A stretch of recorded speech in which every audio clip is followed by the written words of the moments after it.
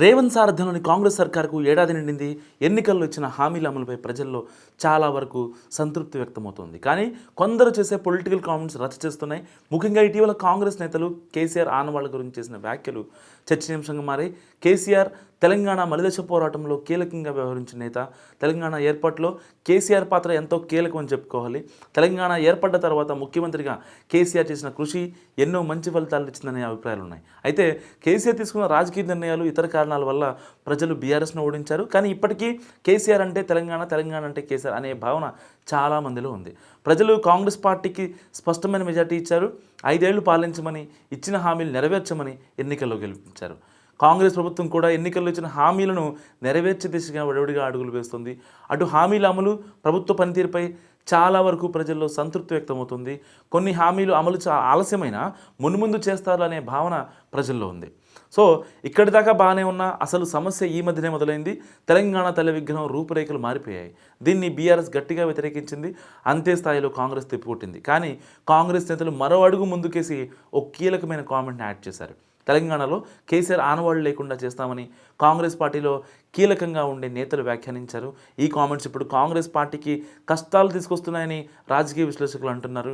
కాంగ్రెస్ లీడర్లు ఇష్యూపై మాట్లాడి విమర్శలు చేస్తే బాగుండేదని, అనవసరంగా కేసీఆర్ ఆనవాళ్ల అంశాన్ని నెత్తిన వేసుకున్నారని అదే పార్టీకి చెందిన నేతలు అంటున్నారు. కాంగ్రెస్ ప్రభుత్వం వచ్చే ఏడాది అయ్యింది. ఈ ఏడాదిలో మహిళలకు ఫ్రీ బస్సు మినహా కాంగ్రెస్ పేరు చెబితే ఇంకేం గుర్తుకు రావు అనే అభిప్రాయాలు ఉన్నాయి. కానీ కేసీఆర్ పేరు చెప్తే ఇప్పుడున్న సచివాలయం, అమరవీరుల స్తూపం, అంబేద్కర్ విగ్రహం, హైదరాబాద్లో రోడ్ల అభివృద్ధి, జిల్లాల్లో కలెక్టరేట్లు, Kaleshwaram project, mission Bhagiratha, mission Kakatiya, Rythu Bandhu, రైతు బీమా, వ్యవసాయానికి ఉచిత కరెంట్, ఇలా ఎన్నో పథకాలు గుర్తొస్తాయి. అన్నిటికీ మించి కేసీఆర్ తెలంగాణ రాష్ట్రాన్ని సాధించాడనే పేరుందని కామెంట్స్ వినిపిస్తున్నాయి. అయితే కేసీఆర్ హయాంలో ఉన్న పథకాల్లో అక్రమాలు జరిగాయా లేదా అనే విషయంపై విమర్శలు చేస్తే బాగుండేది. కానీ కేసీఆర్ ఆనవాళ్లు లేకుండా చేస్తామని మాట్లాడటం సరికాదు. గతంలో కేసీఆర్ ఇలానే హేళనగా మాట్లాడి, ఇతర పార్టీల నాయకులను చులకనగా మాట్లాడి ఎంతో నష్టపోయారు. ఇప్పుడు మా కాంగ్రెస్ పార్టీ వాళ్ళు అదే చేస్తున్నారు. కేటీఆర్, హరీష్ రావు లాంటి వారిని విమర్శించినా పెద్దగా నష్టం ఉండదు. కానీ కేసీఆర్ గురించి మాట్లాడేటప్పుడు కాస్త ఆలోచించుకుని విమర్శలు, ఆరోపణలు చేస్తే బాగుంటుందని కాంగ్రెస్ నేతలు అభిప్రాయపడుతున్నారు. అయితే తెలంగాణలో ఆయనకున్న గుర్తింపు, పేరు తగ్గదు.